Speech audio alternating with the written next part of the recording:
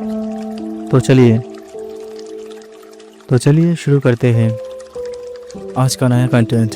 आज का जो कंटेंट है उसका परिमित तुलना अथवा कंपेयर हम एक नदी के साथ कर सकते हैं। एक नदी तो कुछ कम बात में हम जानेंगे कि यह नदी क्या है, और ये भी जानेंगे यह नदी के साथ हमारा जीवन के क्या योग सूत्र अतःप्रथ से जुड़ा हुआ है। तो मेरे साथ अपने हस्तमुष्टियों को एक साथ जोड़ के कहिए, ओम सर्वे सुखे आनंदम। जन्म लेती है वो पर्वत की शिखर में जमा हुआ बर्फ से छोटे छोटे धाराओं के परिमित मिलन से जन्म होता है एक परिशिष्ट नदी का। तो ऐसे ही बनता है एक नदी। हम मनुष्य जीवन भी यह नदी की तरह ही है। जन्म लेने तक तो ठीक है, परंतु हम जब बड़े होने लगते हैं तभी तो शुरू होता है हमारे जीवन की यह एक अवगुण से। तो क्या है वह अवगुण? किसी एक के ऊपर हम हमेशा ही सब कुछ छोड़ने लगते हैं, जो एकदम उचित नहीं है। अर्थात हम समय समय में किसी एक के प्रति अपने को बहुत ही निर्भरशील कर देते हैं, जिसका अकल्पित फल हमें भविष्य में अवश्य मिलता है। देखिए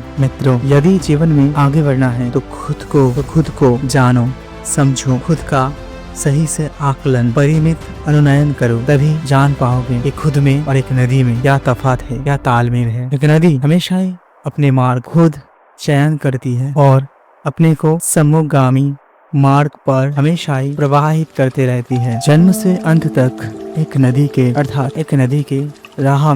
राह पे ना जाने कितने ही उतार चढ़ाव अथवा कठिन परिस्थितियों का सामना करना पड़ता है, परंतु ये कठिन परिस्थितियों का सामना करके ही तो एक नदी अपने परिमित रूप को धारण करता है। यही तो होता है एक नदी का सृष्टि से मोहन तक का सफर, जो अंत में एक समुद्र के साथ संजोग कर ही खत्म होता है। ठीक एक ही प्रकार से हमारे मानव जीवन में भी लगभग यही सब घटता है। हमारे जीवन से यह अवगुण को दूर करना है एवं एक नदी की तरह स्वनिर्भरशील बनकर अपने को सम्मुखगामी करने का प्रयास करते रहना पड़ेगा। आज के समय में हम मनुष्य बहुत ही स्वार्थपर स्वमुखी बन रहे हैं, अर्थात हम हमेशा ही खुद के बारे में अतिरिक्त सोचने लग रहे हैं, जो एक बहुत ही बुरी बला बन गया है, जो हमारे जीवन का एक बहुत ही बुरी बला बनते जा रहा है, जिसे त्यागना हमारे लिए अत्यंत कठिन है। हर एक मनुष्य का नियति है कि उसे जीवन में किसी न किसी प्राणी अथवा पशुजीव जो कोई भी हो, सबका सहायता करना पड़ता है। अभी तो हमेशा ही हम किसी न किसी के ऊपर निर्भर भी होते हैं, और यही सारे कर्म से ही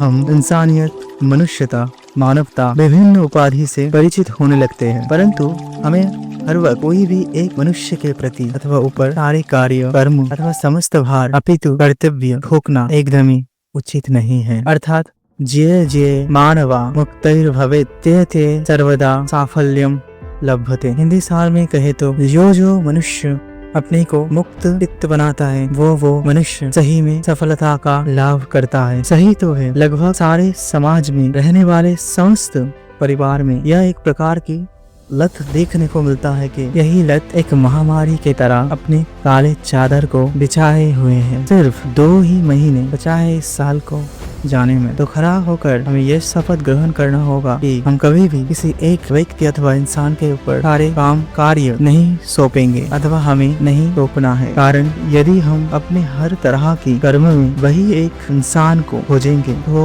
तो हमारा कर्म शैली का क्या होगा? हमारा जीवन तो नरक बन के रह जाएगा। यह विषय आदि से आप लोगों बहुत ही अहम कुछ कर्मनिष्ठा वार्ता के साथ अपने को यही प्रश्न में आप लोगों बहुत ही अहम कुछ विषय आदि के बारे में जानने चले हो। तो प्रथमत जो है, एक इंसान को सदा अपने कार्यादि कर्म को निज मन से ही करना उचित है। खुद के कर्मों के लिए किसी और के ऊपर निर्भर करना उचित नहीं। द्वितीयत दूसरा है, यदि हमारे बाहों में बल और मस्तक अथवा दिमाग में बुद्धि है तो यह ज्ञान होने के बावजूद हम किसी के ऊपर निर्भर कैसे रहे, ये तो हमारे लिए एक बहुत ही मूर्खता भरी बला हुई ना। तृतीयत अथवा तीसरा सर्वक्षण, हम यदि किसी भी एक ही मनुष्य को समस्त प्रकार के इन्वॉल्व करेंगे तो धीरे धीरे वो मनुष्य धैर्यहीन बन जाएगा। चतुर्थत अथवा नंबर 4, आजकल के ज्यादातर इंसानों अथवा बच्चों में एक चीज बहुत ही कॉमन है कि वो अपने हर एक कर्म के सरासर दायित्व खुद के चाहने वालों के ऊपर छोड़ देती है, जो बहुत ही गलत है। ये मत करिएगा। अपने को जानो, अपने को अग्रसरित करो और जीवन में सफल बनो। और पंचमत अथवा पांचवा है, तो निरंतर यदि हमसे ऐसा ही चलता रहा तब यह दिन दूर नहीं कि हम मनुष्य जीवन असल में एक खंडर दुर्गंधी गटर की तरह बन के रह जाएगा। और जीवन के चरम असफलता यह व्यक्ति को एक दिन नदी के जीवन के एक गहन समय धारा में ले डूबेगा। राधे गोविंद गोविंद राधे राधे। तो आज का पहला प्रश्न ये जरूर सोचना कि आप अभी भी परिवार के किसी के प्रति निर्भर है क्या। दूसरा प्रश्न, क्यों हमें किसी के प्रति निर्भरशील नहीं होना है। और तीसरा प्रश्न, यदि हम किसी के प्रति निर्भरशील हुए तो भविष्य में हमारा क्या होगा, हमारा परिणति क्या होगा।